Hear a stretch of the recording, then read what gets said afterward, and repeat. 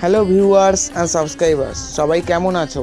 আমি বড় পিসেমশাই সহ টোটো বুক করে চলে গেছিলাম দত্তপুকুর নকশা শ্মশান মা তারার মন্দির। সেখানে একপাশে শ্মশান, সামনে পঞ্চমুখীর ঘাট, সেই ঘাট দিয়ে বয়ে চলেছে বিখ্যাত বিদ্যাধরী নদী। এখানে একটা অশ্বত্থ গাছের তলা আছে যেখানে প্রথম মায়ের পুজো শুরু হয়েছিল। পরে মায়ের মন্দির তৈরি হওয়ার পর সেখানে মাকে পুনরায় প্রতিষ্ঠা করা হয়।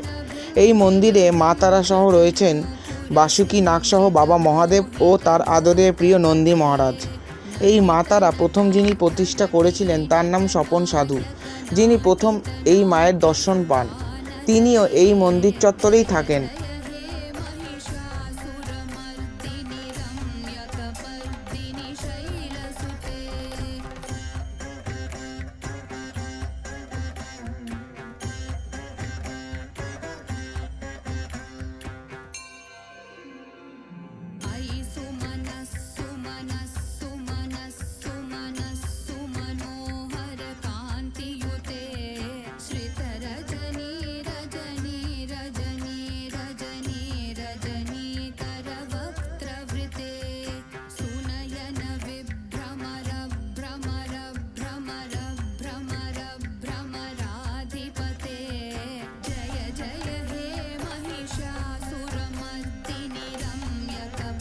আপনারা কিভাবে এই মন্দিরে যাবেন ডেসক্রিপশানে বলে দেব।